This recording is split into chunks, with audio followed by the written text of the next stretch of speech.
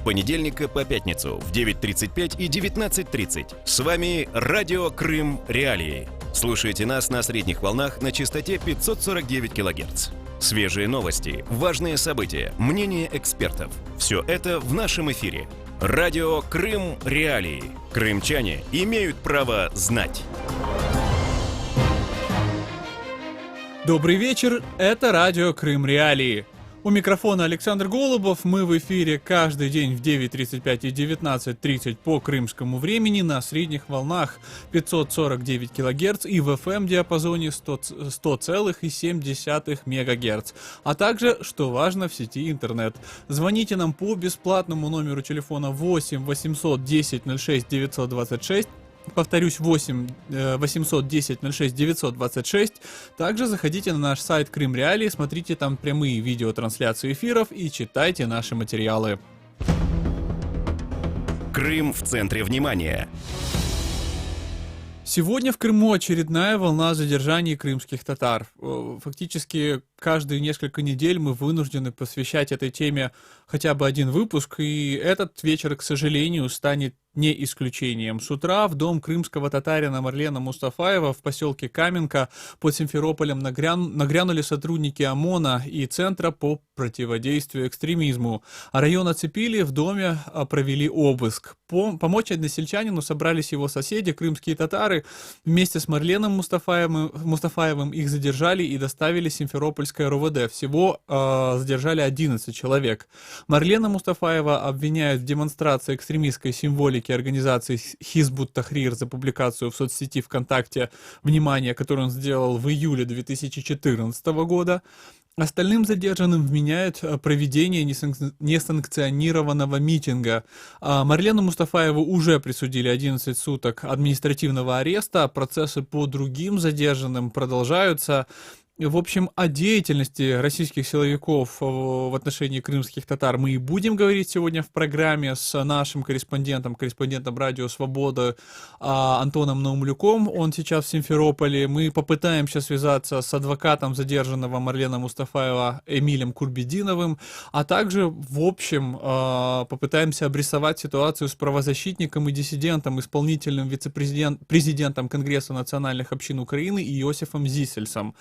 Сейчас же попрошу моих коллег дать в эфир короткий сюжет с места событий. 100 слов по теме. Очередной обыск проходит. Никто ничего не понимает.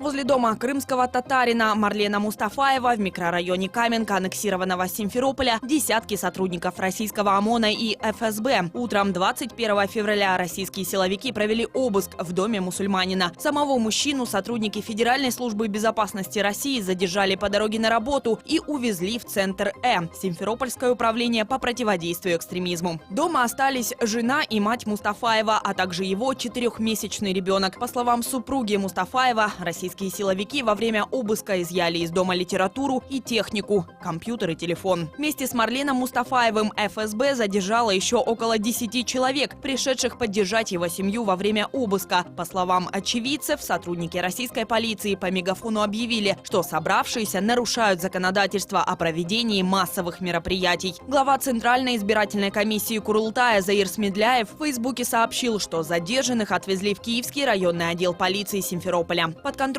Кремлю глава Госкомитета Крыма по делам межнациональных отношений Заур Смирнов оправдал задержание тем, что людей проверяют на предмет причастности к Хизбут Тахрир. Организация разрешена во многих странах мира, но находится под запретом в России. Официальная Москва распространяет табу и на аннексированный Крым. Сотрудники ФСБ России в аннексированном Крыму систематически проводят задержание мусульман. Традиционно при обысках у крымско-татарских семей ищут запрещенную литературу, оружие, боеприпасы и наркотики. При нахождении запрещенной российскими властями литературы на мусульман заводят дело о членстве в организации Хизбут Тахрир. Валерия Максимова для Крым Реалии. 100 слов по теме. Итак, напомню, это радио Крым Реалии. Мы говорим о сегодняшнем задержании крымских татар на полуострове, на аннексированном полуострове. Уже известно, что Марлену Мустафаеву присудили 11 суток административного ареста. Остальных задержанных в Каменке крымчан обвиняют в нарушении закона о проведении собраний. Сейчас на заседании суда находится Антон Наумлюк, корреспондент «Радио Свобода». Мы попытаемся связаться с ним в самое ближайшее время, как только он сможет выйти из помещения суда.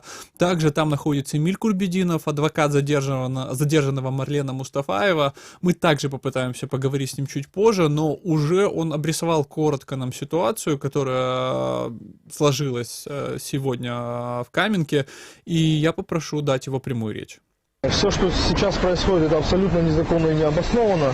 И мы говорили об этом, что начнется волна в отношении гражданских активистов, кто приходит и фиксирует нарушения, кто снимает на видео проходящие там какие-то мероприятия, стоя далеко за отцеплением и так далее. Сегодня в суде Марлену Мустафаеву дали 11 суток. У него один в один с моей статьей было схоже. То есть якобы он разместил что-то ВКонтакте, которое пропагандирует. И речь шла о Хизбут Тахрир. Я заявил ходатайство о вызове прокурора, отклонил судья Можелянский. Заявил ходатайство о том, чтобы все-таки допросили специалиста, который давал эти заключения, что там какие-то эмблемы и символики, тоже отклонили. И заявил ходатайство элементарное о том, чтобы хотя бы изучили диск, который был приобщен к материалам дела, где находились скриншоты. Можелянский почему-то тоже, судья, отклонил это ходатайство. То есть в таком русле все это проходило. Вот, естественно, мы данное постановление будем обжаловать. Вот, и сейчас на подходе еще 10 человек.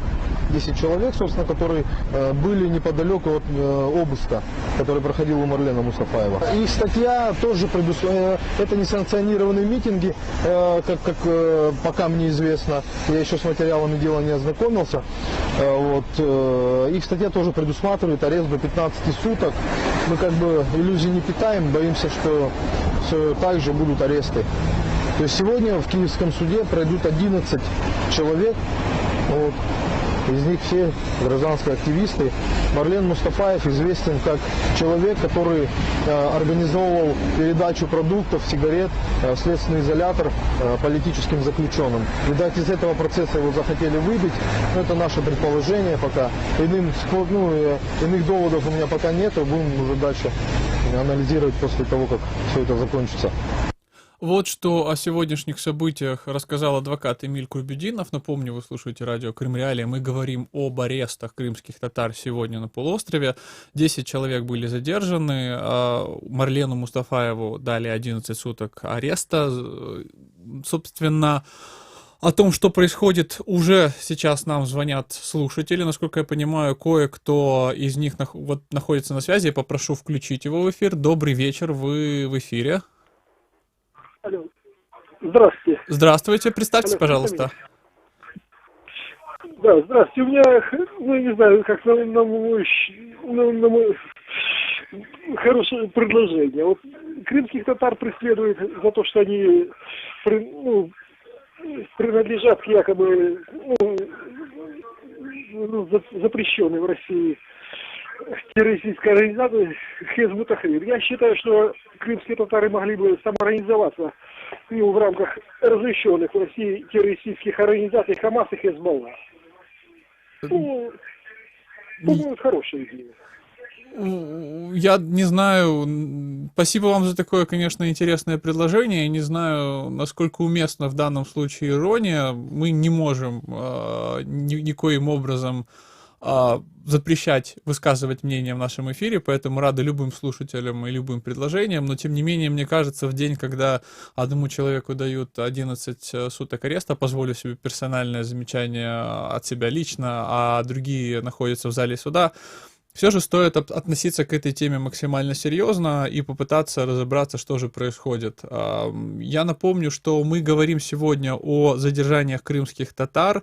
В Каменке сегодня во время обыска у Марлена Мустафаева задержали, кроме самого Мустафаева, еще 10 его односельчан, которые пришли его поддержать. Жена Марлена рассказала о подробностях обыска, который проходил в доме активиста. Я цитирую: «У нас изъяли литературу, системный блок компьютера, телефон. В шкафах осмотрели все вещи и сказали выйти в другую комнату мне с ребенком, пока они обыскивают помещение». Собственно, по итогам обыска силовики составили документ, а на самом обыске присутствовали 2 понятых. Как уже известно, Марлену Мустафаеву дали 11 суток ареста за размещение символики Хизбут Тахрир.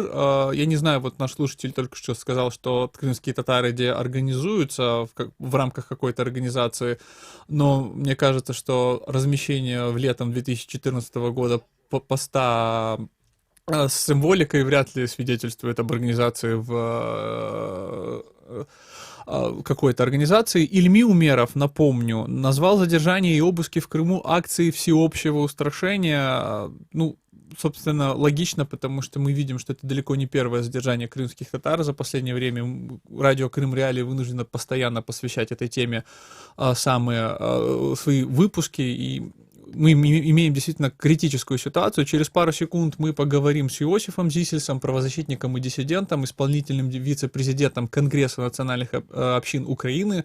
На связи с нами будет, если повезет, Антон Наумлюк, корреспондент Радио Свобода, а также Эмиль Курбединов, адвокат задержанного Марлена Мустафаева. Напомню, что вы слушаете Радио Крым Реалии. У микрофона с вами Александр Голубов, и мы в эфире каждый день в 9:35 и 19:30 по крымскому времени на средних волнах 549 кГц и в FM-диапазоне 100,7 МГц.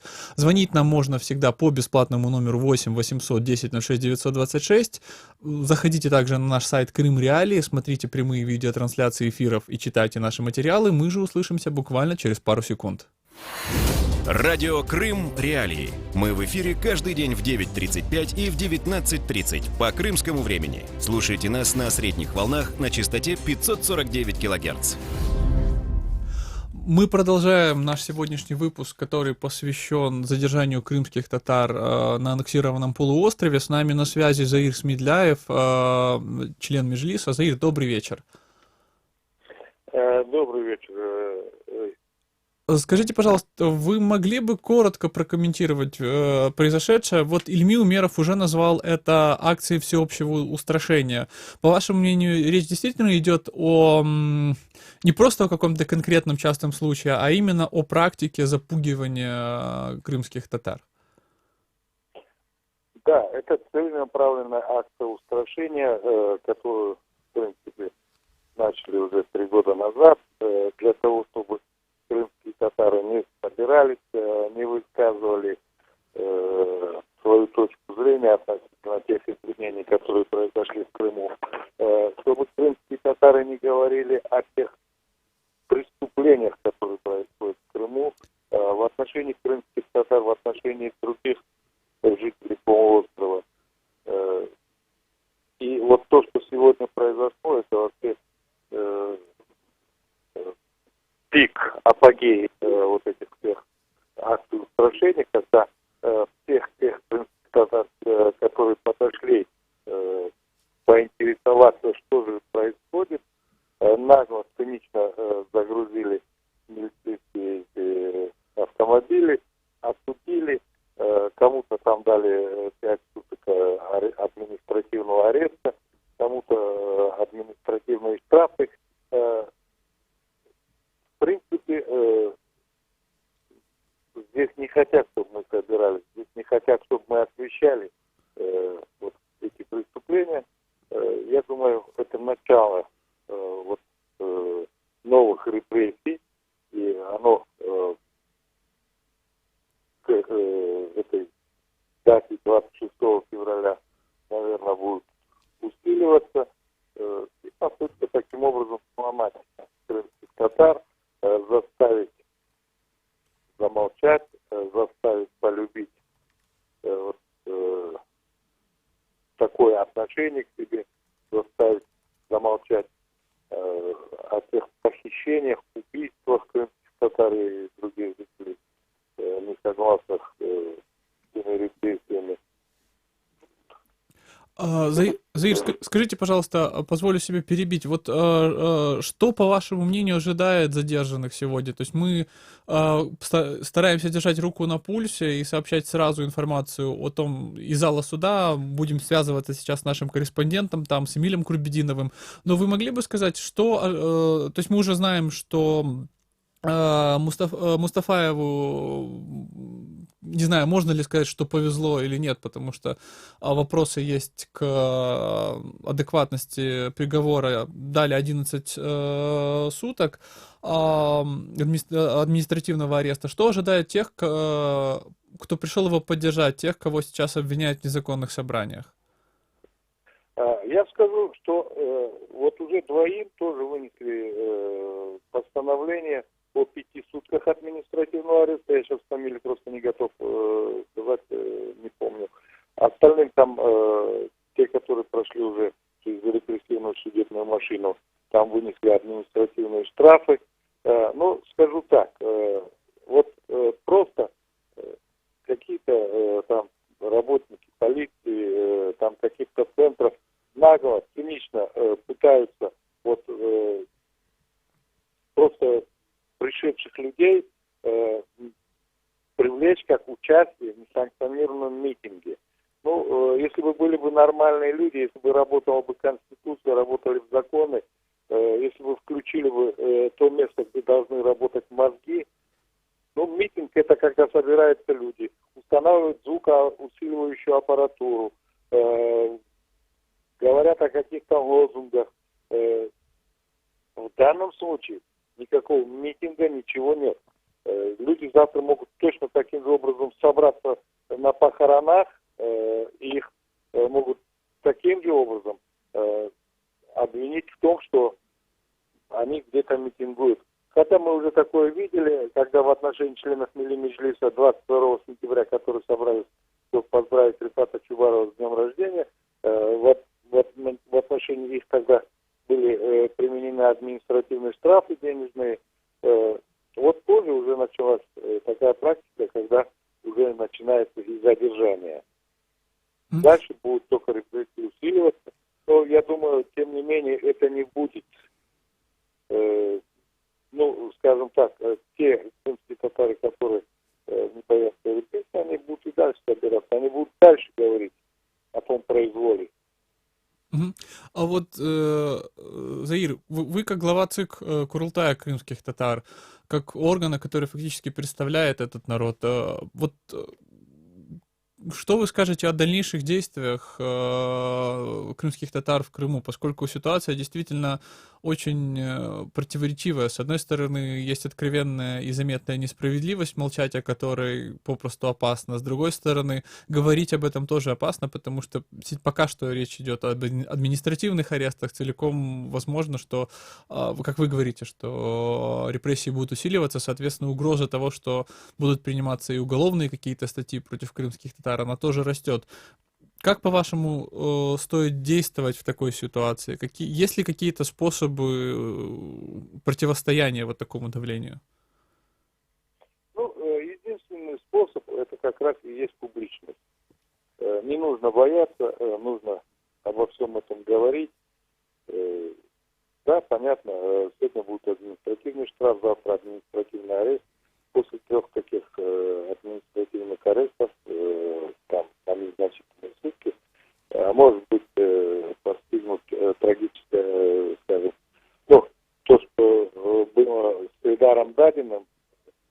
Но вот чем больше будет такого произвола твориться на полуострове, тем больше об этом будет говорить международное сообщество, а чем будет больше международное сообщество об этом говорить, будут и санкции усиливаться, и другие вещи.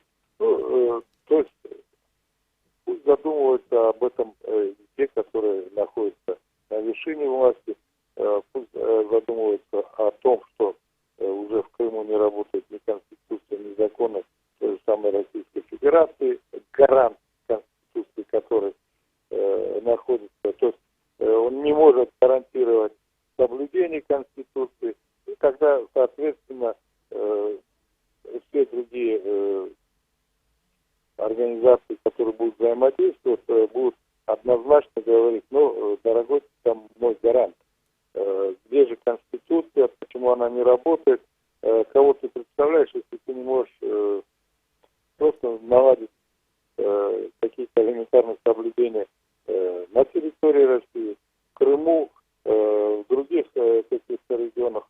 Ну, то есть вы ничего не контролируете, спецслужбы работают в своем режиме, силовые структуры в своем, так званые органы, которые должны отвечать за правосудие, то же самое, все растаптывают все законы и международные, и внутри государства, те, которые используются.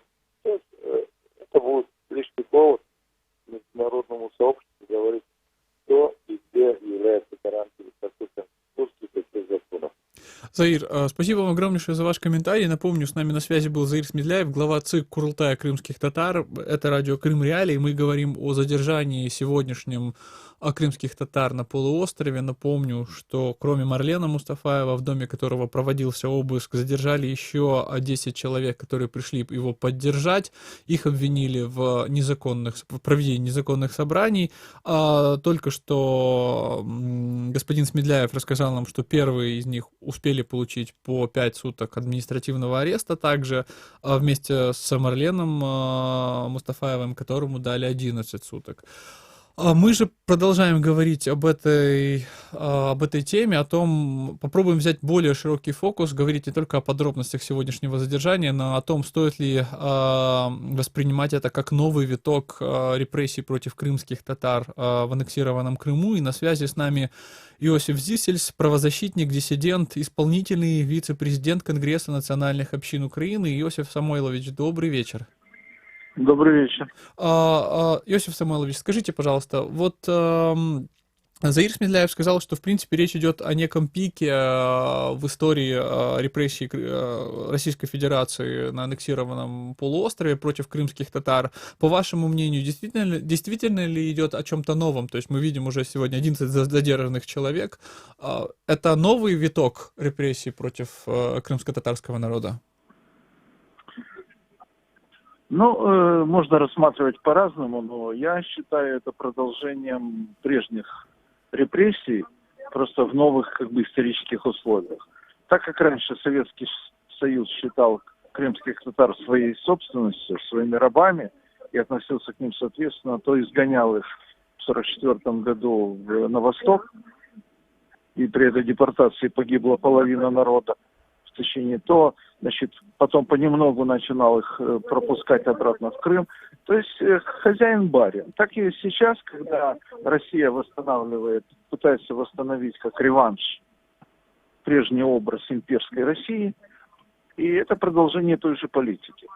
Поскольку крымские татары за этот долгий путь домой, который полвека растянулся, они консолидировались, нашли в себе силы и возможности. Их идентичность это позволила, благодаря тому селекции, отсеву через репрессии, через голод, через болезни, которые прошел этот народ, он консолидировался в своем стремлении вернуться на свою землю. И сейчас для России, как для правопреемницы Российской империи, Советского Союза, для них важно расколоть этот единый народ. Точно как Россия хочет расколоть единую Европу, единый демократический мир против себя, потому что с каждым в отдельности справиться будет гораздо легче. Так и с крымскими татарами это тот же самый имперский принцип «разделяй властвуй». И вот сейчас идет, с одной стороны, репрессии на крымских татар, и в череду этих репрессий попали сегодняшние репрессии, то есть это кнут для тех, кто не хочет слушаться, который поднимает свой голос в защиту прав своего народа. Или пряник для тех, кто хочет продаться. А продаться всегда есть люди, просто у крымских татар их немного, у других их может быть больше. Но мы видим уже, что вот за эти 3 года, что прошли, уже некоторые крымские татары, к сожалению, вышли из этого общего блока национального за борьбу за свою землю и пытаются сотрудничать с российской властью. Естественно, не за красивые глаза и не на чистом энтузиазме. Просто им удалось их купить. И вот эти 2 метода, которые тысячи лет присутствуют в методологии различных империй, они действуют и сейчас. Я иначе на это смотреть не могу. Что ж, Иосиф Самойлович, я благодарен вам за ваш комментарий. К сожалению, время истекает очень быстро. На связи с нами был Иосиф Самойлович Зисельс, правозащитник, диссидент и исполнительный вице-президент Конгресса национальных общин Украины. Это было радио Крым Реалии. Мы говорили об арестах, уже о арестах, не только задержаниях крымских татар на аннексированном полуострове. В студии с вами был Александр Голубов. Услышимся уже совсем скоро.